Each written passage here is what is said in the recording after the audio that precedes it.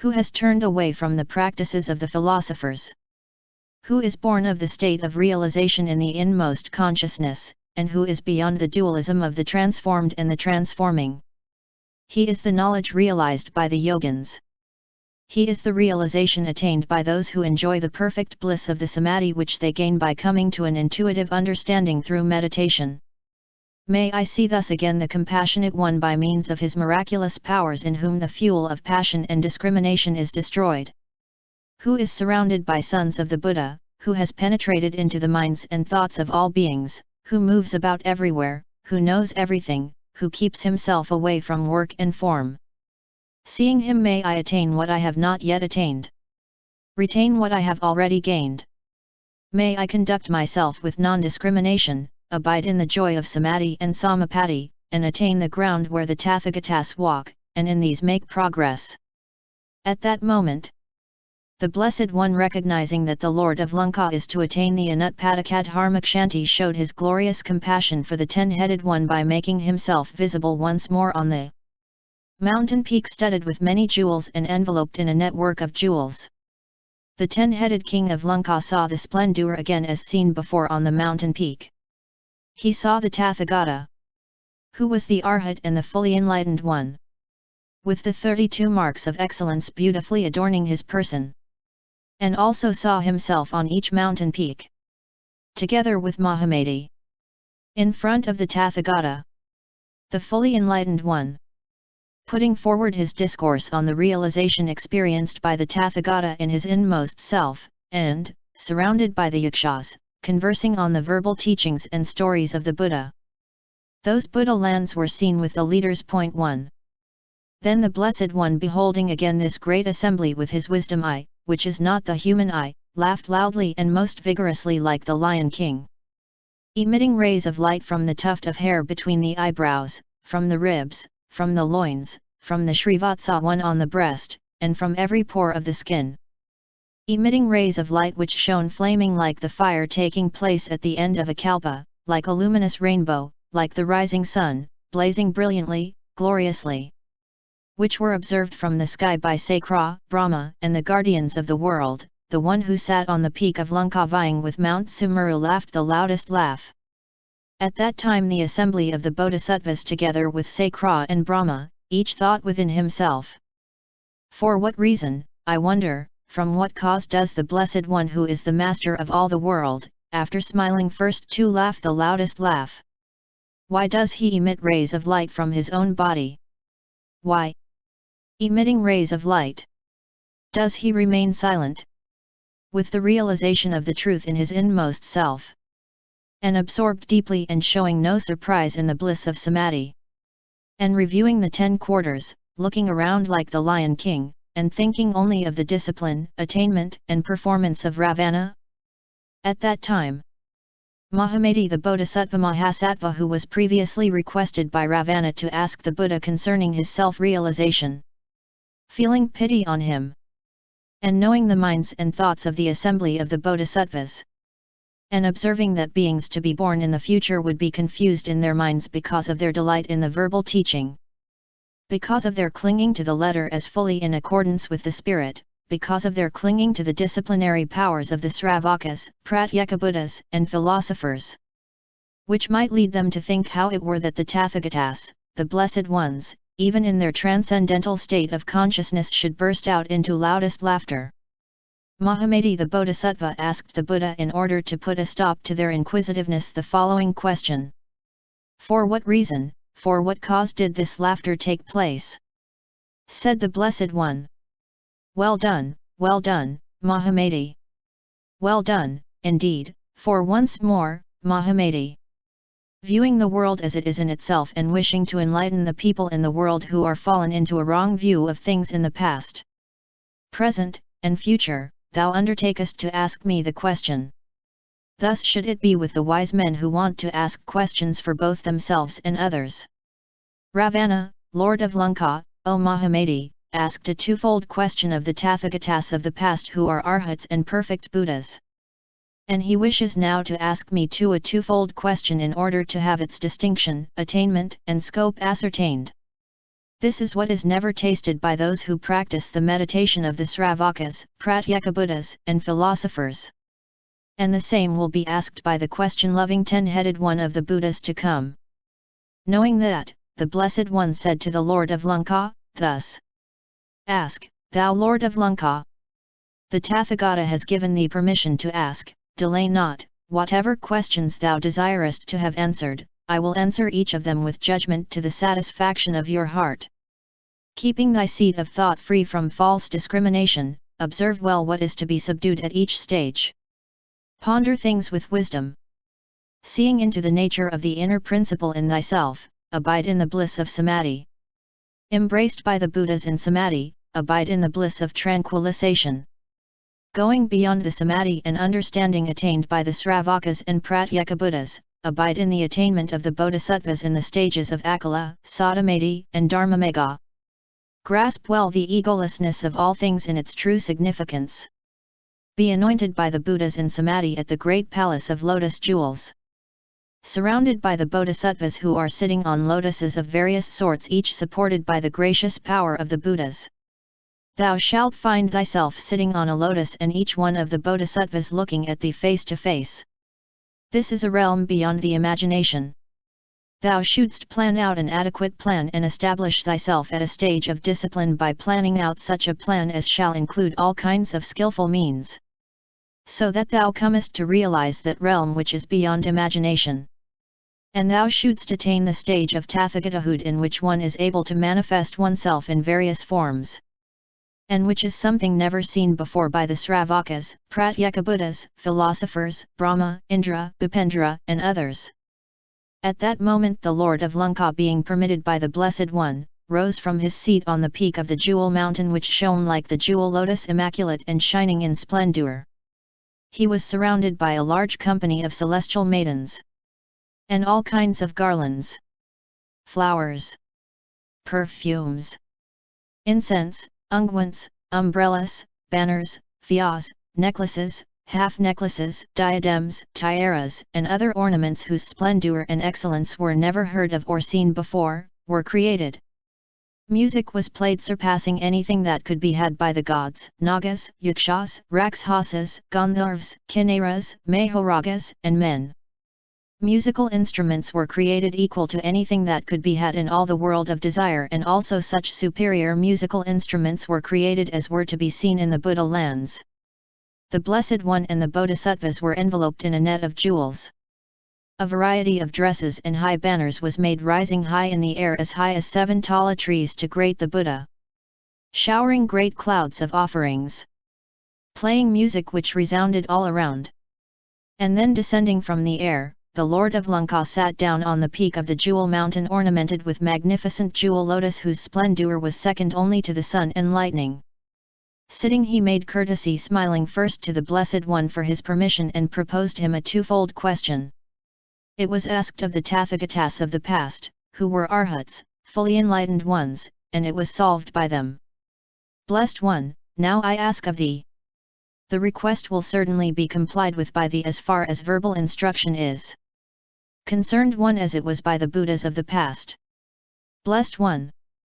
Duality was discoursed upon by the transformed Tathagatas and Tathagatas of transformation, but not by the Tathagatas of silence. Point 2. The Tathagatas of silence are absorbed in the blissful state of samadhi, they do not discriminate concerning this state, nor do they discourse on it. Blessed One, thou assuredly wilt discourse on this subject of duality. Thou art thyself a master of all things, an Arhat, a Tathagata. The sons of the Buddha and myself are anxious to listen to it. The Blessed One said, Lord of Lanka, tell me what you mean by duality. The Lord of the Rakshasas, who was renewed in his ornaments, full of splendor and beauty, with a diadem, bracelet, and necklace strung with vajra thread, said, it is said that even dharmas are to be abandoned, and how much more adharmas. Blessed One, why does this dualism exist that we are called upon to abandon? What are adharmas? And what are dharmas? How can there be a duality of things to abandon? A duality that arises from falling into discrimination, from discriminating self-substance where there is none, from the idea of things created and uncreated, because the non-differentiating nature of the Alayavijnana is not recognized? Like the seeing of a hair circle as really existing in the air, the notion of dualism belongs to the realm of intellection not exhaustively purgated. This being the case as it should be, how could there be any abandonment of dharmas and adharmas? Said the Blessed One, Lord of Lanka, seest thou not that the differentiation of things, such as is perceived in jars and other breakable objects whose nature it is to perish in time, takes place in a realm of discrimination cherished by the ignorant? This being so, is it not to be so understood? It is due to discrimination cherished by the ignorant that there exists the differentiation of dharma and adharma. Noble wisdom, however, is not to be realized by seeing things this way. Lord of Lanka, let it be so with the ignorant who follow the particularist aspect of existence that there are such objects as jars, etc. But it is not so with the wise. One flame of uniform nature rises up depending on houses, mansions, parks, and terraces, and burns them down, while a difference in the flames is seen according to the power of each burning material, which varies in length, magnitude, etc. This being so, why is it not to be so understood? The duality of dharma and adharma thus comes into existence. Not only is there seen a fire flame spreading out in one continuity and yet showing a variety of flames, but from one seed, Lord of Lanka, are produced, also in one continuity, stems, shoots, knots, leaves, petals, flowers, fruit, branches, all individualized. As it is with every external object from which grows a variety of objects, so also with internal objects. From ignorance there develop the skandhas, tatas, ayatanas, with all kinds of objects accompanying, which grow out in the triple world where we have, as we see, happiness, form, speech, and behavior, each differentiating infinitely. The oneness of the Vijnana is grasped variously according to the evolution of an objective world. Thus there are seen things inferior, superior, and middling, things defiled and free from defilement, things good and bad. Not only, Lord of Lanka, is there such a difference of conditions in things generally. There is also seen a variety of realizations attained innerly by each yogin as he treads the path of discipline which constitutes his practice. How much more difference in dharma and adharma do we not see in a world of particulars which is evolved by discrimination? Indeed, we do. Lord of Lanka, the differentiation of dharma and adharma comes from discrimination. Lord of Lanka, what are dharmas? That is, they are discriminated by the discriminations cherished by the philosophers, Sravakas, Pratyekabuddhas, and ignorant people. They think that the dharmas headed by quality and substance are produced by causes. These are the notions to be abandoned. Such are not to be regarded as real because they are appearances. It comes from one's clinging to appearances that the manifestations of his own mind are regarded as reality. Such things as jars, etc. are products of discrimination conceived by the ignorant, they exist not. Their substances are not attainable. The viewing of things from this viewpoint is known as their abandonment. What, then, are adharmas? Lord of Lanka, dharmas are unattainable as to their selfhood, they are not appearances born of discrimination, they are above causality. There is in them no such dualistic happening as is seen as reality and non-reality. This is known as the abandoning of dharmas. What again is meant by the unattainability of dharmas? That is, it is like horns of a hare, or an ass, or a camel, or a horse, or a child conceived by a barren woman. They are dharmas the nature of which is unattainable. They are not to be thought as real because they are appearances. They are only talked about in popular parlance if they have any sense at all. They are not to be adhered to as in the case of jars, etc. As these unrealities are to be abandoned as not comprehensible by the mind, so are things of discrimination also to be abandoned. This is called the abandoning of dharmas and adharmas. Lord of Lanka, your question as to the way of abandoning dharmas and adharmas is hereby answered. Lord of Lanka, thou sayest again that thou hast asked this question of the Tathagatas of the past who were arhats and fully enlightened ones and that it was solved by them. Lord of Lanka, that which is spoken of as the past belongs to discrimination. As the past is thus a discriminated idea, even so are the ideas of the future and the present. Because of reality the Tathagatas do not discriminate. They go beyond discrimination and futile reasoning. They do not follow the individuation aspect of forms except when reality is disclosed for the edification of the unknowing and for the sake of their happiness. It is by transcendental wisdom that the Tathagata performs deeds transcending forms. Therefore, what constitutes the Tathagatas in essence as well as in body is wisdom. They do not discriminate, nor are they discriminated. Wherefore do they not discriminate the manas? Because discrimination is of the self, of soul, of personality. How do they not discriminate? The manovijnana is meant for the objective world where causality prevails as regards forms, appearances, conditions, and figures. Therefore, discrimination and non-discrimination must be transcended. Lord of Lanka, beings are appearances, they are like figures painted on the wall, they have no sensibility or consciousness. Lord of Lanka, all that is in the world is devoid of work and action because all things have no reality, and there is nothing heard, nothing hearing. Lord of Lanka, all that is in the world is like an image magically transformed. This is not comprehended by the philosophers and the ignorant. Lord of Lanka, he who thus sees things, is the one who sees truthfully. Those who see things otherwise walk in discrimination. As they depend on discrimination, they cling to dualism. It is like seeing one's own image reflected in a mirror, or one's own shadow in the water, or in the moonlight, or seeing one's shadow in the house, or hearing an echo in the valley. People grasping their own shadows of discrimination uphold the discrimination of dharma and adharma and, failing to carry out the abandonment of the dualism, they go on discriminating and never attain tranquility. By tranquility is meant oneness. And oneness gives birth to the highest samadhi, which is gained by entering into the womb of Tathagatahood, which is the realm of noble wisdom realized in one's inmost self. The first chapter called Ravana asking for instruction. 1. Notes. There is surely a discrepancy here in the text. Thieng reads.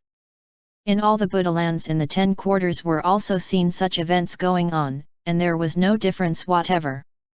Wei is quite different and has the following. Besides, he saw all the Buddha lands and all the kings thinking of the transitoriness of the body. As they are covetously attached to their thrones, wives, children, and relatives, they find themselves bound by the 5 passions and have no time for emancipation. Seeing this, they abandon their dominions, palaces, wives, concubines, elephants, horses, and precious treasures, giving them all up to the Buddha and his brotherhood. They now retreat into the mountain woods, leaving their homes and wishing to study the doctrine. He Ravana then sees the Bodhisattvas in the mountain woods strenuously applying themselves to the mastery of the truth, even to the extent of throwing themselves to the hungry tiger, lion, and Rakshasas. He thus sees the Bodhisattvas reading and reciting the sutras under a tree in the woods and discoursing on them for others, seeking thereby the truth of the Buddha. He then sees the Bodhisattvas seated under the Bodhi tree in the Bodhi mandala thinking of the suffering beings and meditating on the truth of the Buddha. He then sees the Venerable Mahamati the Bodhisattva before each Buddha preaching about the spiritual discipline of one's inner life.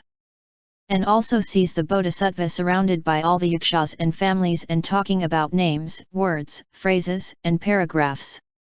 This last sentence is evidently the translation of the Sanskrit Dasanapathaikatham, which is contrasted in the Lankavatara throughout with Pratyatmaryajananagokara. The spiritual realm realized by noble wisdom in one's inmost consciousness. End notes. Notes. The following sentence is done by the aid of Thieng, as the Sanskrit does not seem to give any sense. Literally translated it reads. Thereby the becoming lotuses, by those lotuses that are blessed variously by the benediction of his own person. Wei has. O King of Lanka, thou wilt before long see thy person, too, thus sitting on the lotus throne and continuing to abide there in a most natural manner. There are innumerable families of lotus kings and innumerable families of bodhisattvas there, each one of whom is sitting on a lotus throne. and surrounded by those thou wilt find thyself and looking face to face at one another, and each one of them will before long come to abide in a realm beyond the understanding. Notes. Tang vs. Wei. Wei. Lord of Lanka, what you speak of as past is a form of discrimination, and so are the future and the present, also of discrimination. Lord of Lanka, when I speak of the real nature of suchness as being real, it also belongs to discrimination. It is like discriminating forms as the ultimate limit. If one wishes to realize the bliss of real wisdom, let him discipline himself in the knowledge that transcends forms. Therefore, do not discriminate the Tathagatas as having knowledge body or wisdom essence. Do not cherish any discrimination in thy mind. Do not cling in thy will to such notions as ego, personality, soul, etc. How not to discriminate? It is in the Manovijnana that various conditions are cherished such as forms, figures, etc. Do not cherish such discriminations. Do not discriminate nor be discriminated. Further, Lord of Lanka, it is like various forms painted on the wall, all sentient beings are such. Lord of Lanka, all sentient beings are like grasses and trees, with them there are no acts, no deeds. Lord of Lanka, all dharmas and adharmas, of them nothing is heard, nothing talked. Tiang. Lord of Lanka, what you speak of as past is no more than discrimination, so is the future. I too am like him. Is this to be read? The present, too, is like it. Lord of Lanka, the teaching of all the Buddhas is outside discrimination. As it goes beyond all discriminations and futile reasonings, it is not a form of particularization, it is realized only by wisdom. That this absolute teaching is at all discoursed about is for the sake of giving bliss to all sentient beings. The discoursing is done by the wisdom transcending forms. It is called the Tathagata. Therefore, the Tathagata has his essence, his body in this wisdom. He thus does not discriminate, nor is he to be discriminated. Do not discriminate him after the notion of ego, personality, or being. Why this impossibility of discrimination? Because the Manovijnana is aroused on account of an objective world wherein it attaches itself to forms and figures. Therefore, the Tathagata is outside the discriminating view as well as the discriminated idea. Lord of Lanka, it is like beings painted in colors on a wall, they have no sensibility or intelligence. Sentient beings in the world are also like them. No acts, no rewards are with them. So are all the teachings, no hearing, no preaching. It is noteworthy that the chapter endings are not the same throughout the entire text. Generally, reference is made to the sutra itself at the end of a chapter, stating that the chapter bears such a title belonging to such a sutra. But in the present case there is no mention at all of the Lankavatara Sutra, as if this Ravana section were something quite independent. While there is no doubt about its being a later addition. Seeing what a complete piece of narrative it forms by itself. And again seeing that the rest of the text makes no further reference to Ravana. The trend of the discourse as presented by the Buddha shows that it is closely related to the sutra. Especially when it emphasizes at the end the importance of self-realization against the inanity or futility of the verbal teaching ordinarily given out by a master. End notes.